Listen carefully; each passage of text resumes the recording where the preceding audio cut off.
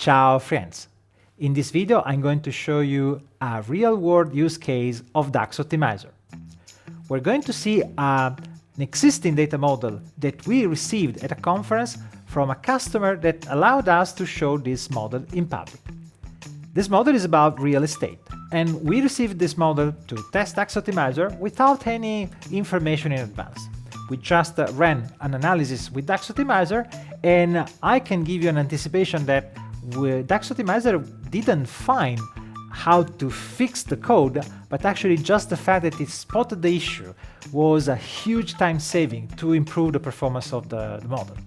So let's take a look at what we have found. So first of all, the model has 112 tables, and the model has more than 4 GB of data.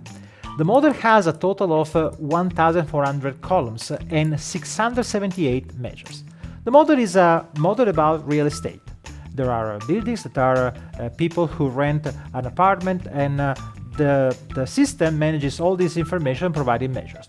We didn't know anything about the model in advance, and this is the only information that I actually can share because it's real estate. This is what we knew.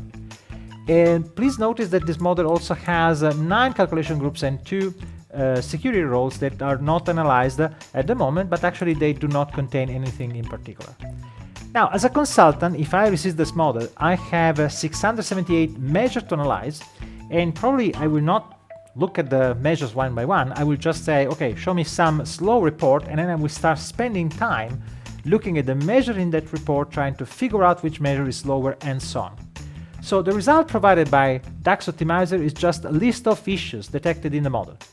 And you see that there is an issue, a single issue in a single measure that seems to be way more important than everything else. So let's take a look at this issue. This issue is is affecting the number of units moved in within 30 days. So basically, I then asked an explanation about this measure. This measure is a measure that is like a KPI used to understand how the market is moving for renting the apartments. And so what we can see, of course, I can go inside the measure, but before going there, I also want to show you that this measure is also the measure that has the highest relevance and the highest issue impact. So basically, it's a measure that is low for most of the reports and can be optimized. So we have this information that there is space for optimization in this measure. Actually, this measure alone doesn't have the highest CPU cost. You see that there are other measures that are more expensive, but an important information here is the number of times this measure is executed and referenced by other measures. This is important because probably is something that affects the performances of many reports. So let's take a look at what we have here.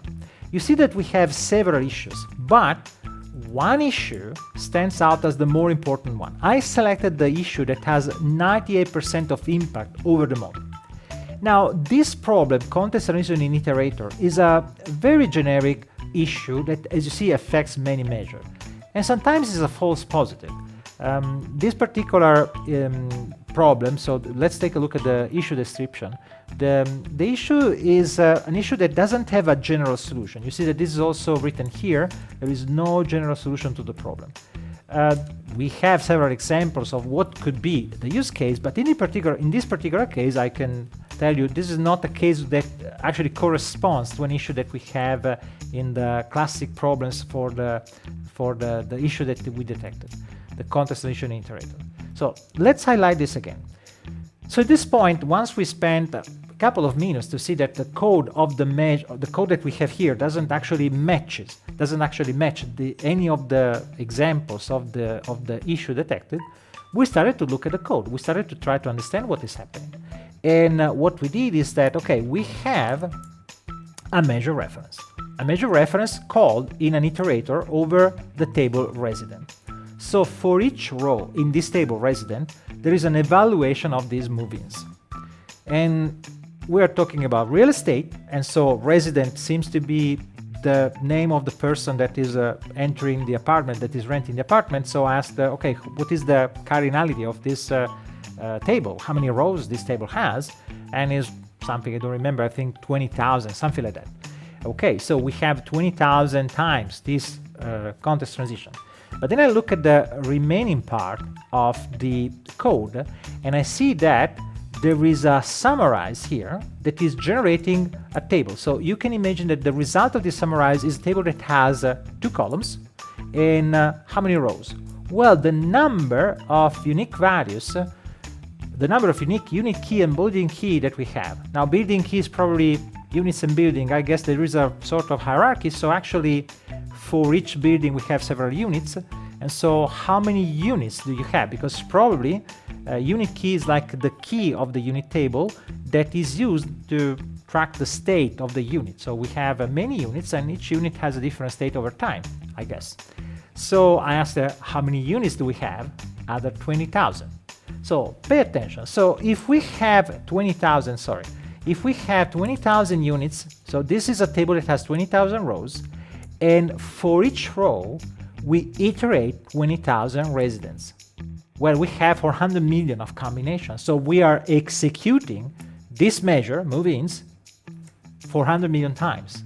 But if you think for a moment, wait a minute. If I have 20,000 units, it's unlikely that 20,000 people enter that unit over time. So probably we have only a fraction. So why do we have a way to reduce the iteration so that we consider only the residents that have been in that unit only once?